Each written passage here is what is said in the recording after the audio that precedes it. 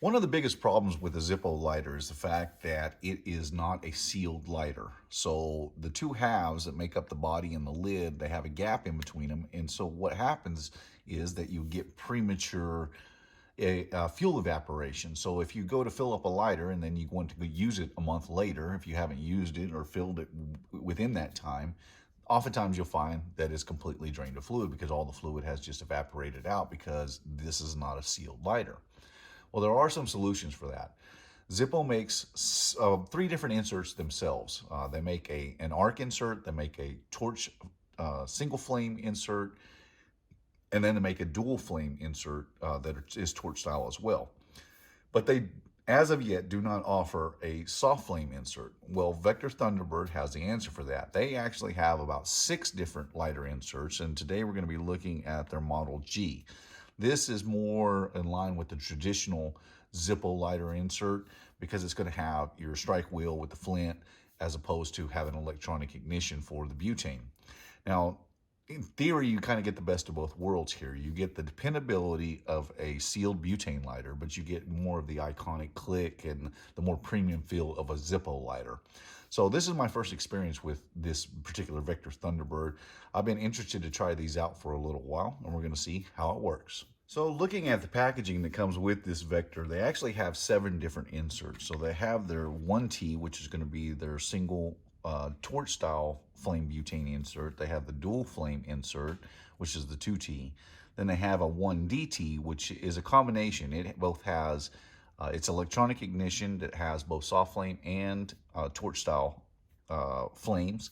Then you have the QG, which is a soft flame insert that uses electronic ignition. You have the QP, which is also soft flame with electronic ignition, but this is it comes out the side. It's made for pipes. And then you have the G, which we're going to be looking at today, and then the P, which is also the wheel style with soft flame, but for pipe as well. Now, Vector also has some of their own Zippo style lighters. These are the Thunderbird butane lighters. I haven't owned one of these. I'm probably going to eventually try them out. But today, let's check out and see how the Vector Thunderbird G insert works in the Zippo lighter. So I've got the insert for the standard Zippo out here just to kind of compare them against this Vector Thunderbird. Now, for overall height, width, they're all pretty much the same. Going to have the strike wheel. Both of them have a 16-hole chimney, although the pattern on them is just slightly different from one another. Now, one big key difference is the cam. It looks like the Zippo has a little bit more robust cam. It's a little different style than what you get with the Vector Thunderbird, but it actually feels like the Thunderbird cam might be just a little bit snappier. So once we get it filled up and get it in the lighter to test it, we'll kind of get it, we'll check it against another Zippo, kind of see how the sound differs from a Vector insert as opposed to the regular Zippo. One thing I want to note here on the Vector Thunderbird as opposed to the standard Zippo is that the spring that holds the Flint in is actually in 3 pieces as opposed to the Zippo, which is a single piece. This is also a little bit harder to remove because you'll notice that when it goes down, that screw head actually recesses flush with the body. So you're going to need a little screwdriver whenever you need to change flints. So this is a little bit more cumbersome for a Flint change, where the wheel on the Zippo can be taken off with just a standard US penny or screwdriver, or most times once you get them, you know, you're using them, you don't have to get them that tight. So they come out, they're knurled on the outside, they'll come off by hand.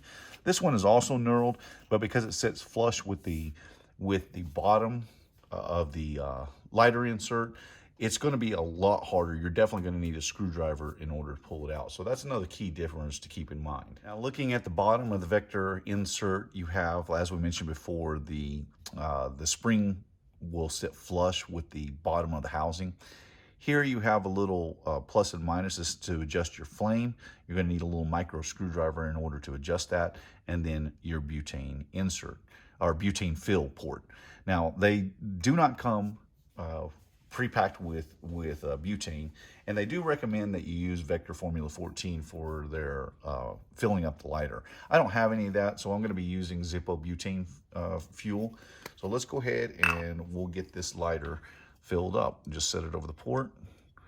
Make sure that it's facing down when you're filling butane, and then just fill it up.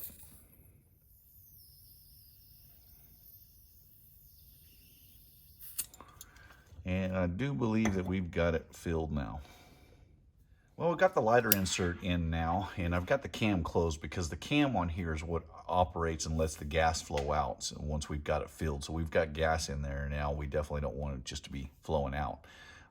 One key thing that I noticed is that the Vector Thunderbird, the chimney actually doesn't sit quite square in the body. It's actually leaning just a little bit. So that's a little different, but I don't think it'll affect functionality. So let's set this one to the side. We'll get the cam opened up here, and we'll just set it in. We'll do a couple of test runs here, and then we'll try it. And so the Vector Thunderbird has a, wow, maybe we need to do a little flame adjustment there, because that is coming out of there pretty quick. I guess maybe I had just a little bit too much pressure in there. Its flame seems to be settling down though, so maybe I'll just burn off a little bit of the excess, and then we'll come back and we'll try to get a flame adjustment more consistent with what we were looking for. Well, this is one of those instances where the little micro drivers on your multi-knives, multi-tools come in really handy. So this is a little adjustment screw. Is going to require a small screwdriver. We're going to tone that down just a little bit. We're going to go about 25% more or less to see what kind of flame that we get out of it now. Get this insert set back in there. You can see it fits pretty nicely, actually. So we'll give that a shot. And maybe that's a little bit too low. We might want to adjust that up just a little bit higher. So I'd say probably around 30%, maybe even a touch beyond that is where we want to have it out to be more consistent with what you get out of a traditional Zippo flame. So we'll go a little bit, open that up just a little bit more. Make sure we're seated completely. Set the cam, and we'll try it again. That's a little more consistent with what you get out of a Zippo flame. Maybe just a touch high. Actually, it is. So we might, the fine tuning on here is you just have to play with it, I guess. So let me let that cool down just a minute. We'll pull it out of here and we'll give it a shot again. We'll turn that down just slightly, and we'll try it again, see what we got. That's a pretty good flame. It could stand to go down just a little bit more. Now what I really want to try out is to see kind of, here's your traditional Zippo with regular insert, and now obviously the Vector insert. Kind of get an idea of what the sound of these is like. So here's the regular Zippo, and then the Vector. It's a little softer.